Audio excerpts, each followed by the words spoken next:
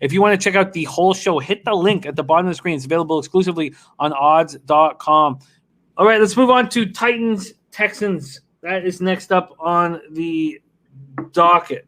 Tennessee, Houston. Tennessee opening up a 7-point favorite. That quickly moves to 7.5. We're at NRG Stadium in Houston, Texas. Titans 10-5, 5-2 on the road. Texans 4-11, 2-5 at home. Titans are coming off a disappointing 40-14 loss at Green Bay. Tennessee posted its lowest point total of the season.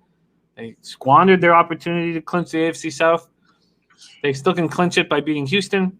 Tannehill was 11-24, 121 yards, 1 touchdown, 2 interceptions. He didn't like the cold.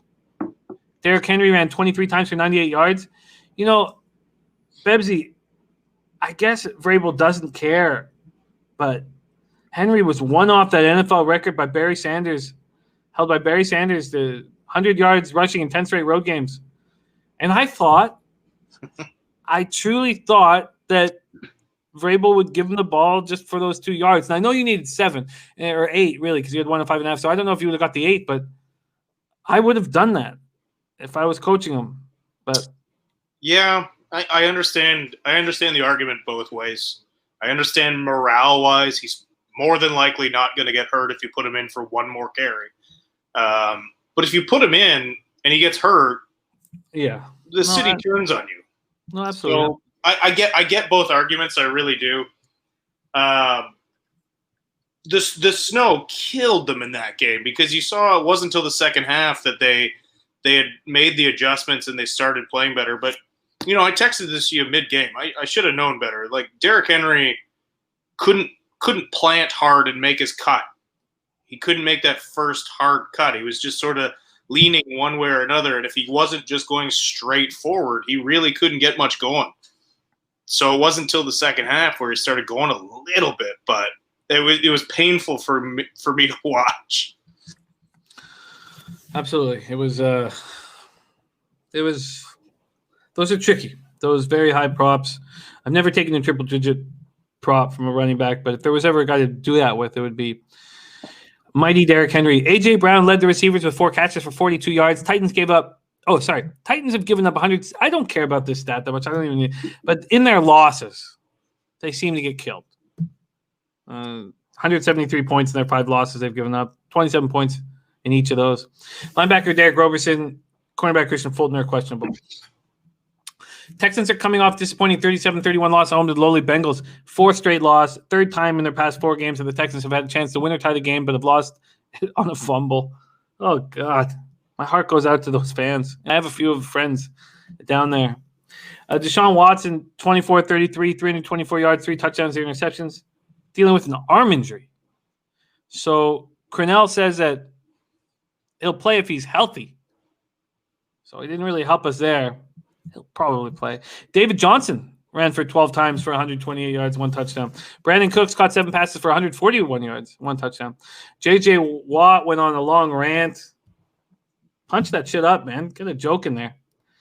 Laramie Tunsil injured his foot in the second quarter, didn't return. List is questionable. Whitney Merciless, safety Eric Murray are still on the reserve COVID list. Running back Duke Johnson and cornerback Phillip Gaines are listed as questionable. Titans, Texans, it's a clear bounce back spot for Tennessee. They're now 7.5-point favorites. This total up to 56.5. Any interest for you, Bebsy? First of all, I want to know if Watson's playing.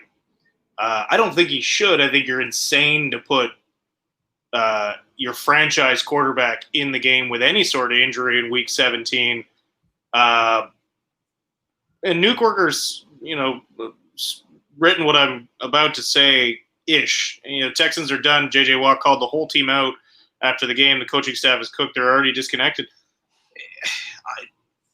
Do they rally behind that, or is it just done? That's my big question. Do they listen to what J.J. Watt said and actually get up and play, or are they just like, yeah, J.J.'s got a point, but fuck this season? So, look, it should be the Titans dominating, and especially, this line's going to move if they do announce that Watson is not playing, because without Watson, they don't have a chance. He's their entire offense.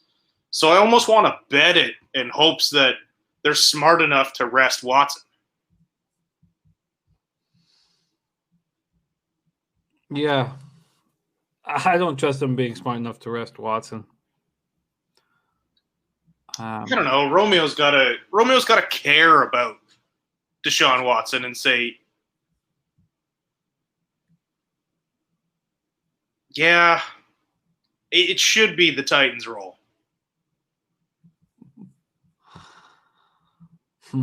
Yeah, Slats, I agree. Yeah, this is another spot that I feel very uncomfortable. This maybe on Wednesday we make a move on it,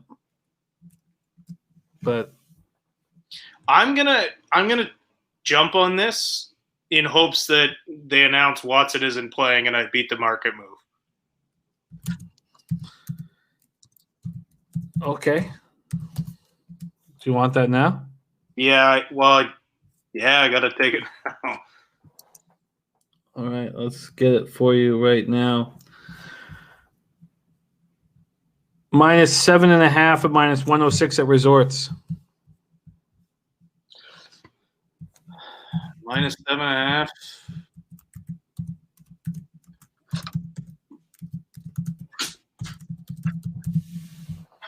Rob Watkins likes it.